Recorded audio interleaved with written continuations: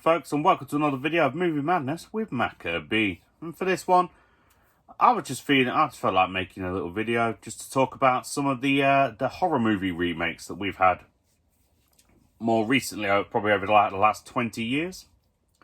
More specifically, the horror movie remakes for the 5 big ones. So those 5 big ones for me being Chucky, Michael Myers, Jason Voorhees, Freddy Krueger, and of course, Leatherface. Obviously the franchises being Child's Play, Halloween, Friday the 13th, Nightmare on Elm Street, and the Texas Chainsaw Massacre. So without further ado, let's just have a little conversation about how I felt about each one. So the first big one for me we're going to go with is Chucky, or Child's Play 2019. Now, I'm not going to say that this was a terrible film, even though I've got things falling down behind me. Yeah, I'm not going to say it was a terrible film, but in comparison to the originals, I was not really feeling this one. I can understand in the modern age why they went with, taking him from a possessed doll and trying to turn him into, like an AI, future technology, that kind of thing. I could completely understand that, but there were a few things about the film that I just wasn't feeling. I like Mark Hamill, and, he did an alright job with what he was doing, but vocally, I think I'm still stuck in the mindset with the previous Chuckies, more of a darker, slightly deeper, grittier voice, like what we get from Brad Dourif. And also, one thing that I really, really did not enjoy about the change for the 2019 was the fact that the animatronics looked worse in the most recent film than they did in the original 1980s one. I don't get how you managed that. I thought, like CGI and things, the technology has advanced massively over the years, and we've done some pretty decent things with it, and I just don't understand how this film managed to fail so miserably in that sense. But some of the positives I'd say were, I liked that they kept with the original storyline, and like the whole connection between Andy Barclay and Chucky. And I did like some of the newer elements, like the self-driving cars and the fact that Chucky was able to manipulate everything simply just because he has like a technological connection to it all. I did very much enjoy that part of his new upgraded persona, if you will. So overall, I'd say that the film was decent, it was watchable, but for me, it doesn't beat what we got from the original. Definitely beats some of the entries we got, no doubt, like Seed of Chucky and some of the newer ones and whatnot. Definitely better than those, I'd say. But I'll do a proper ranking on those films at some point in the future. But yeah, definitely not better than the actual original. But hey, let's see what the next one is.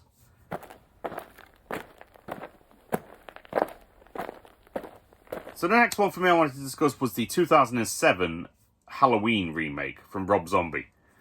Now, this one was an interesting one for me because the actual character of Michael Myers for me in this one, out of the entire series, definitely the most shit your pants terrifying. No doubt about it. Pardon me. No doubt whatsoever. I think Tyler Mane did a fantastic job of portraying the character. I mean, he had the physicality. He was huge, fairly well built. He brought the brutality to, to the stabbings and things and the murders. I like the recreation of the Bob kill. That was pretty decent. And I think a lot of people hated this simply because of the style that Rob Zombie went with. And I'll admit, the amount of backstory we got for, for younger Michael Myers, I didn't quite hate. I didn't think it was too bad. Maybe some little tweaks and elements were a bit too long. And the whole thing of making his mum a stripper, and it was kind of like a redneck kind of, hillbilly view at some points. Just in a certain way that they made certain things, I'll admit, yeah, that wasn't quite as necessary, and I don't see the purpose to it. But that was just, I mean, that's Rob Zombie's style. He wanted to show off how doable his wife was. And let's face it, that's probably the best way to phrase that. Yeah, she was a sexy little number, no doubt. But I did very much, once we got like halfway in and we started to get the adult Michael Myers after he breaks out from the mental hospital, I think that he was in. And once he gets out and he starts going back to the character we know, I thought it was a pretty decent remake from there. So for me, the second one was a throwaway film, definitely. Some very brutal kills in it, but the second one pales in comparison to the first one and the originals for me.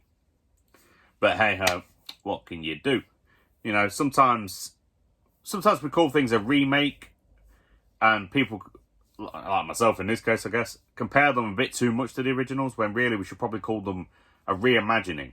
Because certain elements from the past are going to be reused or reattempted. But there's a fresh vision, so there are going to be changes, and people don't always like those changes.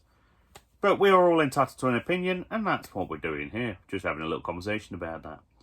But hey ho, let's check out the next one. So the next one for me was Friday the 13th, 2009's remake. Again, like with the first ones, obviously the very first Friday the 13th in existence doesn't really count, so we kind of want to compare it to the second one for me. And the only reason I say it doesn't really count is simply because we're doing the main comparison for the character of Jason Voorhees. And obviously, we know that Ari Lerman played the little boy Jason in the first one, if I recall correctly. But that was all we got. It wasn't until the second and third films that we really started to get the adult Jason. So what I wanted to do there was make the comparison between the films themselves and, you know, that main character. And for me, again, similar to the 2007 Halloween, this for me was maybe not the most shit your pants terrifying Jason, but he was definitely an adapted Jason. Like as a character himself, I don't want to say he was like a mountain man, but he was very well inept with everything he was doing. Like I say, he was well trained and well versed in weaponry and survival, and it was basically ass kicking. He was an ass kicker.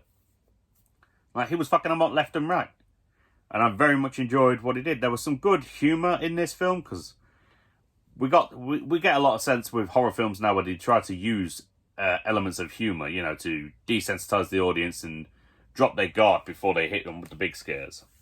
Which actually I don't disagree with. I think that's a good tactic because it leaves you unexpecting and you kind of enjoy the scare a little bit more. For me, I reckon. But it's one of them things.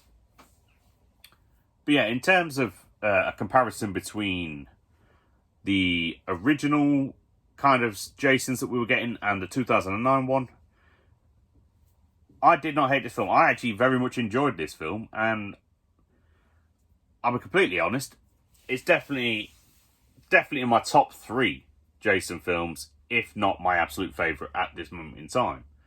But I'd have to do a real assessment of the entire franchise to be able to determine that for certain. But I still think it's a decent remake. Definitely not as bad as a lot of people were trying to say it was, or were hating on it. But that's just my opinion. Everyone's different. Some will like it, some will hate it.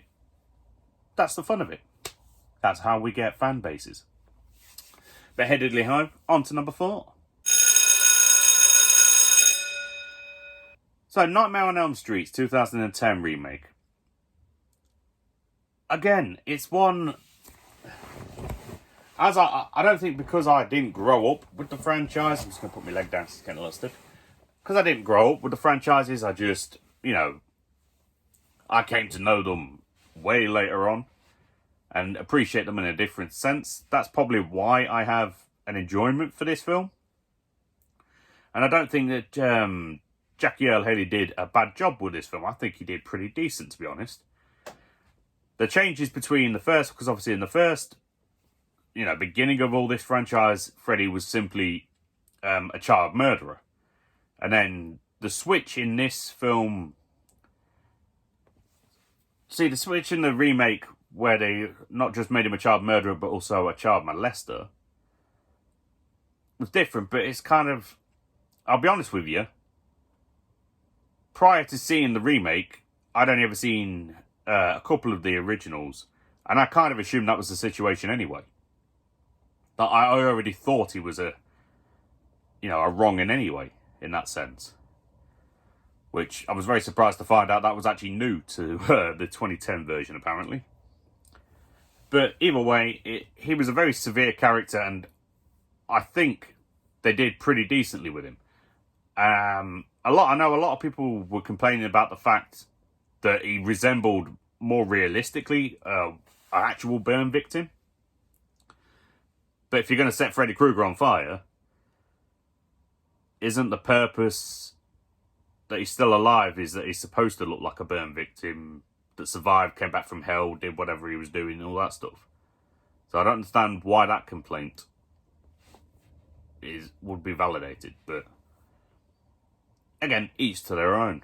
But as an actual remake, or reimagining in this case, I had no complaints. They reused some of the more classic original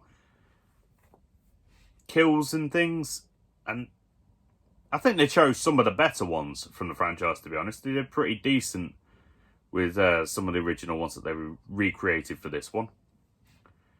And I very much enjoyed the end, to be honest. I think when Freddy came out the mirror and murdered, was it Nancy's mother? The CGI was a bit dodgy, I won't deny. But the actual switching of the ending from pulling that sex doll through the bloody window to that, the two comparisons, not terrible. I could work with it. So yeah, that's pretty much how I was feeling about that one. Not the best, but not the worst. Could have been way worse. Is what it is. But hey, let's see what the final one was. So, Texas Chainsaw Massacre. Now, for this one, I went for the 2003 remake because we're trying to go for the straightforward remakes on this series. But there have been so many films since then. We've had the 2003 remake, then we had one, I think it was 2006, like New Beginnings, and then we've had, what else have we had? Bloody hell. We've had like Leatherface in 2017, and we've had the Texas 3D in 2013. And then I think we're supposed to be getting another remake or reimagining or something of it soon. There are too many. But yeah, the 2003 one. It was a watchable film, and I did like it because I'll be honest, I'm not the biggest fan of the original Texas Chainsaw. Now, it is a decent film, and it introduces. Sorry, I keep getting these in the wrong way. It introduces obviously a key iconic character to the horror genre, but I think now for this one, it's not the fault of the film. I think the reason I didn't enjoy it probably as much as a lot of other people did is simply because of when I saw it. I didn't see it until like 30 years after it came out, and by that point, so many films have already been made, and we've gone from when Texas Chainsaw was a very gritty and shocking film, like the kind of film that would have been banned in multiple countries, like Jaws was, and things like that. And after that 30 years, as it's gone, we've had that many different changes and so many more things that have become the norm in films that the shock factor from Texas Chainsaw was just, it was gone. Because I remember when I bought the DVD for the original, when I was a kid, I got it off Amazon. And my dad told me, oh yeah, I watched that when I was a kid. Oh yeah, you're going to have nightmares, you're going to shit yourself watching that. And I watched it and I thought, because I paid over the odds for that DVD. I paid about 15 quid for that fucking film at the time. And I was like, what a waste of bastard money that was. But looking at the film just as a general film, it was enjoyable. But that's not what we came in for. We came in for the remake. The remake itself, I thought the Leatherface was decent in this one. I thought it was pretty decent. And I liked, like the kind of origin kind of thing that we got. I thought that the guy that we had was fairly well built. I'm pretty sure he was a professional wrestler or a professional footballer. Possibly an NFL footballer or something. Pretty big geezer. I can't remember his name, but I'll make sure a picture goes up. But yeah, it was watchable. But that's the thing, when you've got such dedicated fan bases, I'm not going to include myself in that because I quite enjoy these films, but I'm not going to say I'm as dedicated as a lot of other folks.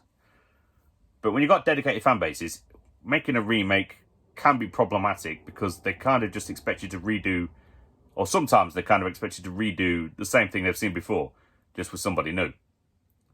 And it kind of defeats the purpose of a remake. Like, you want to take the favoured elements of the past and include those, but then you also want to be able to add your own little zhuzh, your own little taste of something fresh to it.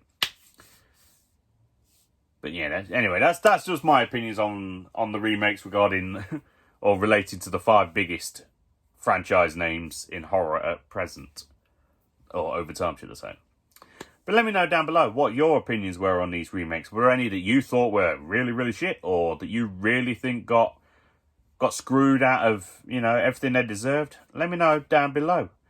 And let me know if there's any films you think I should check out that I haven't already mentioned at some point in the past. But that's just me, and this is you. So, hey diddly ho, I'll see you in the next one. Stay safe, have a good day, night, evening, afternoon, or whatever the hell it is, wherever the hell you are. Movie Madness with Maka out.